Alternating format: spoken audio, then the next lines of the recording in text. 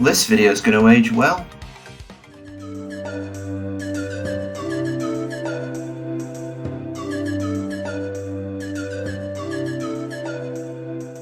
Paper Mario is a fan favourite series that doesn't need an introduction. One of the internet computer game nerd community's golden children, it straddles the line of being both a cult favourite and being part of the biggest gaming franchise in the world. Not now. I consider the Paper Mario games, especially the Thousand Year Door, the hipster's pick for the title of Best Mario Game. Not everybody has played it, not even everyone with a life shaped by Nintendo such as myself. And if you went up to a member of the public and said Paper Mario to them, at best they'd ignore you, and at worst they'd have you sectioned under the Mental Health Act. But the people who have played it, along with quite a lot of people who haven't, are incredibly dedicated to the series, or the first two games at least.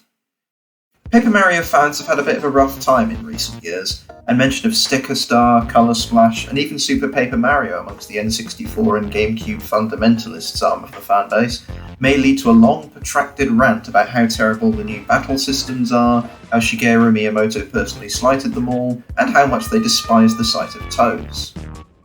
Despite the fact that the Origami King led to fewer 3-hour YouTube videos where fans moaned about just how angry they were than usual, I believe that was more down to exhaustion than goodwill. Most Paper Mario fanatics seem to consider the series either dead or on life support, with Kensuke Tanabe as the budget man from the health ministry eyeing the plug socket with sinister intentions in mind. So while Paper Mario fans drown their sorrows in Koopa tea and business rats, I don't know what this series is about, let's rub some salt into their collective wounds. Paper Mario World is a flash game developed by Lesture, published in 2008 or something, and was sponsored by Mario and SonicGames.com. Have a guess what their area of expertise was. Completely disregarding what makes the original Paper Mario series unique compared to the Mario mainline, Lesture's Paper Mario World is a 2D platformer. Let's just cross that off the list. The game opens with Paper Mario as Tank Man.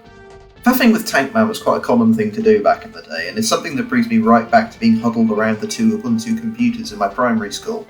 It was like a Simpsons couch gag. What's going to be weird about the logo this time?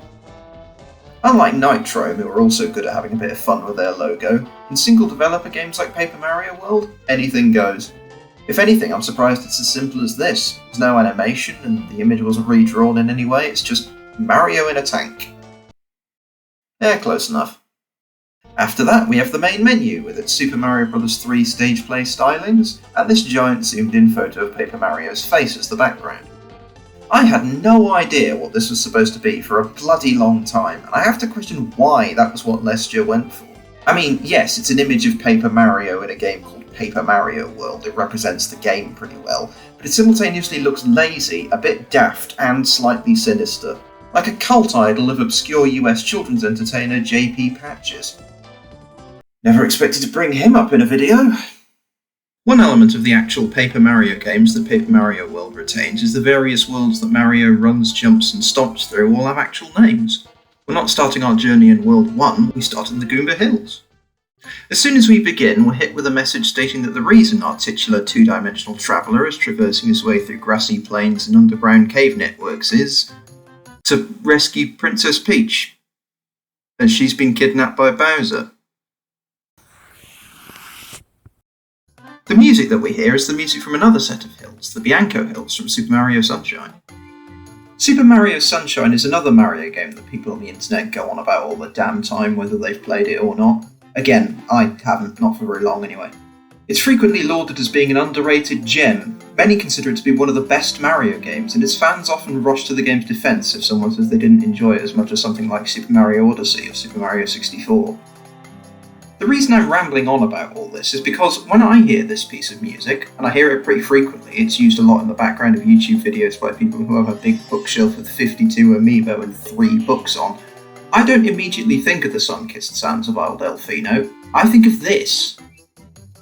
The Goomba Hills is a fairly typical starting point for a Mario game. It's a flat grassy plain with the odd hole to fall down into, a bright blue sky where the clouds have eyes, and the most generic piece of platformer level scenery imaginable, gravity-defying rectangles to stand on. However, unlike most Mario Flash games, which tend to just slap some assets from the 8 and 16-bit Mario titles together without considering things like resolution or coherency, Paper Mario World has a visual style all of its own.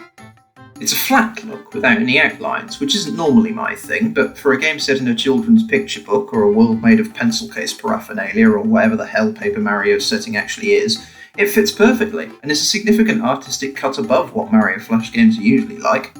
Yeah, a lot of the art was definitely traced from other sources, but barring Paper Mario himself, all of it was created by Lesture. I'd say that that's effort well placed. Gameplay-wise, Paper Mario is a familiar experience. Arrow keys to move left, right and jump, and as is traditional for Mario Flash games, there's no duck button. However, you also get a massive DDD-esque hammer to smash things with. No need to time your jumps correctly to stomp any approaching Goombas' faces into the long grass, just hold down the spacebar and wait for them to walk to their deaths. There are a few strange bits, like this wall you have to walk into to reach these Goombas, and these blocks that you have to raise up by hitting a super mushroom out of a question mark block, which is a bit odd. Can mushrooms do that? Oh, alright, fair enough. Nothing so far has been that much of a challenge, though. The first truly deadly hazard that almost always trips up beginners are these goodness gracious great balls of iron. These things loop across a couple of screens, and if you stand in their way, you take a heck of a lot of damage, as Paper Mario World doesn't have any invulnerability frames. But as they've got set patterns, you can avoid them by just moving to the right place. Not exactly ghosts and goblins, but a challenge for me back when I was a young and trying a new game every other afternoon. After crushing this spinning spiny, where we can pick up something that looks like Eric Cartman's hat, which I hate, we jump into this cave. In my opinion, this should be the end of the level. We're not on the Goomba Hills anymore after all. But it isn't. So... Down, deeper and down. The caves are more challenging than the surface, there's more things going on in each individual screen. This first one's got a pull-up bill, and this second one's got a huge bob-bomb and a fireball that falls between platforms. Screens are a lot more memorable if something in them is trying to kill you. The one with the fireball is far more memorable than the one with the stairs. We've also got some simple hit the button before going to the exit style puzzles. There's no backtracking or anything, the game didn't suddenly become a Metroidvania, but it's the kind of thing that you see in official Mario games, and some extra complexity is always nice to see. Something that's unlike Nintendo-made Mario games is this floating hat on a plinth. Okay, there were special hats in Super Mario 64, but this one feels significantly more like being on some kind of bad trip. I don't even really see how this one is a benefit, as instead of the power of flight or the replacement of Mario's flesh with skin of metal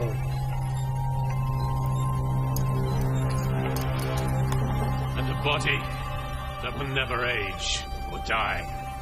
The Paper Mario World cap just makes the screen turn entirely black and white, as the hectic, high-tempo Paper Mario Star Power music blaring out at a level that probably requires the turning down of the volume, and tons of Goombas falling from the ceiling.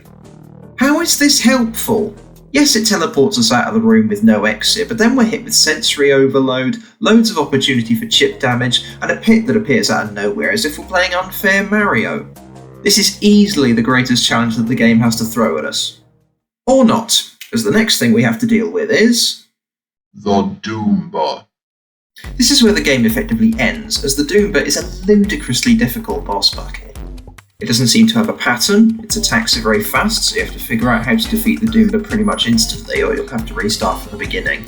I have no idea what the Doomba's health bar is, I assume it's the thing that used to be the coin counter, and I'm not even sure that I'm using the right techniques to defeat the Doomba. I'm fairly sure that you have to hit it with your hammer after he crashes into the ground and has a pausing for breath animation. But I don't know how many times I have to do it, and knowing whether you've hit the boss or not is completely impossible. This boss is easily the worst part of the game, and it's a disappointing ending to a game that up until now was a cut above and an interesting departure from the typical Mario Flash game formula. Paper Mario World didn't have much of an impact on the wider scheme of things. Most Mario Flash games made after it stuck to nicking sprites from the NES and SNES mainline platformers. But an exception to this is Paper Mario World 2, once again made by Lesture. Paper Mario World 2 isn't as good as the first one. The Goombas now use official Paper Mario sprites instead of custom ones, the terrain is more drab and uninteresting, and there's a problem with the controls, as Mario's movement is jerkier and less responsive as if invisible obstacles appear in front of him at random times. I'm not entirely sure why this is the case, as the two games presumably use mostly the same code, It makes walking around in this one feel as difficult as the speed boost jump from the first game. Paper Mario World is a game that, though it bears absolutely no resemblance at all to the series it's borrowed the name of, is still surprisingly good fun. This is partly because of its vibe rather than its gameplay, although it's still quite well made. But if you asked me if I'd like to go on another romp through the Goomba Hills where we listen to upbeat guitar music and smash things with an enormous hammer, I definitely wouldn't say no. And hopefully, you wouldn't either.